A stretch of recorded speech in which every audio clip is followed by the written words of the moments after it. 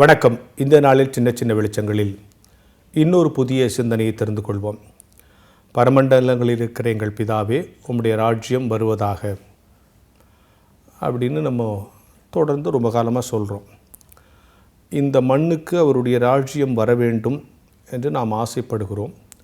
அல்லது நம்முடைய வாழ்க்கைக்கு பிறகு அவருடைய ராஜ்யத்திற்குள் நாம் போக வேண்டும் என்று நாம் ஆசைப்படுகிறோம். அவருடைய ராஜ்யம் என்பது எது?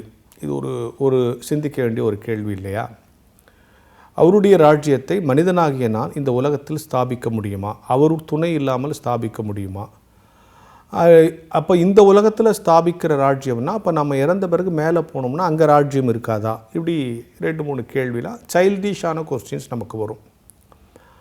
ஐடாஸ் கடர் அவர்களை பற்றி நாம் அறிந்திருக்கிறோம். சிஎம்சி வெள்ளூர் மருத்துவமனையை அவர்கள் கட்டி கொண்டிருந்தார்கள். கட்டி கொண்டிருக்கிற நேரத்தில் நடந்த ஒரு சம்பவம். அவங்க ஏன் அந்த மருத்துவ தொழிலுக்கு வந்தாங்க, இப்படி ஒரு மருத்துவமனை கட்டணும், பெண்களுக்கு உதவி செய்யணும் அப்படிங்கிற எண்ணெல்லாம் ஏன் வந்துச்சுங்கிற அந்த கதையெல்லாம் நம்ம பல முறை கேட்டுவிட்டோம் இல்லையா? ஆனால் தெரிஞ்சுக்கொள்ள வேண்டிய ஒரு நுட்பமான செய்தி, அந்த கன்ஸ்ட்ரக்ஷன் நடந்துக்கிட்டு இருக்கும்போது ஐடாஸ் கடர்கிட்ட ஒருத்தர் கேட்குறாரு, என்னம்மா ஆஸ்பத்திரி கட்டிக்கிட்டு இருக்கீங்களா? உடனே அந்தம்மா இல்லையே, ஆஸ்பத்திரி இல்லையா, அப்போ என்ன பண்ணுறீங்க? அந்தம்மா சொன்ன பதில், கடவுளுடைய ராஜ்யத்தை கட்டி கொண்டிருக்கிறேன். இட்ஸ் நாட் ஹாஸ்பிட்டல், கடவுளுடைய ராஜ்யத்தை கட்டி கொண்டு. அப்போ கடவுளுடைய ராஜ்யத்தில் அநேக நோயாளிகளுக்கு சுகம் பெறுவார்கள். அப்போது கிறிஸ்தவ நிறுவனங்கள் எல்லாம் ஒரு நோக்கத்தோடு, பள்ளிக்கூடம்னா அது ஒரு கடவுளுடைய ராஜ்யம், கிறிஸ்தவ பள்ளிக்கூடம்னா அது கடவுளுடைய ராஜ்யம், ஆஸ்பத்திரி கடவுளுடைய ராஜ்யம், ஒரு வேறு ஏதாவது ஒரு தொண்டு நிறுவனம் கடவுளுடைய ராஜ்யம். இதெல்லாம் அந்த நிறுவனங்களுக்கு வெவ்வேறாக பேர் இருக்கலாம். இவை எல்லாம் கடவுளுடைய ராஜ்யத்தை இந்த மண்ணில் ஸ்தாபிப்பதற்கான முயற்சி அப்படிங்கிறத நம்ம புரிஞ்சுக்கணும் அப்படின்னு நம்ம இந்த சின்ன பதிலிருந்து நம்ம தெரிஞ்சுக்கணும்.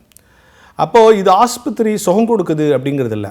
கடவுளுக்கு அடுத்த காரியத்தை, சக மனிதனுக்கு கிறிஸ்தவ அன்பை வெளிப்படுத்துகிற ஒவ்வொரு செயலும் கடவுளின் ராஜ்யத்தை இந்த மண்ணில் கட்டக்கூடிய செயல் அப்படிங்கிறது புரிஞ்சுக்கணும். அப்போ நான் நினச்சா இந்த மண்ணில் கடவுள் ராஜ்யத்தை கொண்டு வர முடியும், நீ நினச்சா இந்த மண்ணில் கடவுள் ராஜ்யத்தை கொண்டு வர முடியும். சக மனிதனுக்கான ஒரு தேவையை நிறைவேற்ற நீ செய்கிற ஒவ்வொரு செயலும் கடவுளின் ராஜ்யத்திற்கு ஒரு செங்கலை நீ எடுத்து வைக்கிறார் என்று பொருள். இப்படி வச்சுங்க. எனவே கடவுளுடைய ராஜ்யம் வந்து எங்கேயோ இருப்பதல்ல, நீயும் நானும் முயன்றால் அவருடைய ராஜ்யத்தை இங்கே கட்ட முடியும். நம்முடைய ஆலயத்தில் இருக்கக்கூடிய வருத்தமாக இருக்கிறவர்கள், ஏழையாக இருக்கிறவர்கள், வறுமையில் இருக்கிறவர்கள், கஷ்டப்படுகிறவர்களுக்கான நாங்கள் முயற்சி செய்யும்போது தான் நம்மளுடைய ஆலயமே கடவுளுடைய ராஜ்யமாக மாறும். அதை விட்டு அழகாக லைட்டு போட்டு, ஏசி போட்டு, பெரிய பில்டிங்கில் கட்டி மொசைக் போட்டு மார்பிள்ஸ் போடுறதா அது கடவுளுடைய ராஜ்யம்? பெரிய பெரிய சிலுவெல்லாம் வச்சு அழகாக ஒரு படம்லாம் வச்சு லைட்டெல்லாம் போட்டு எவ்வளோ செலவாக பண்ணி அந்த சர்ச் அதல்ல. கடவுள் சக மனிதனுக்கான முயற்சி, சக மனிதனுக்கான தேவை, சக மனிதனுக்கான ஒரு முன்னெடுப்பை நீ செய்கிற பொழுது அந்த இடத்துல கடவுள் ராஜ்யம் கட்டப்படப்படுகிறது. அந்த இடத்தில் கடவுள் ராஜ்யத்திற்கான அஸ்திபாரம் போடப்படுகிறது.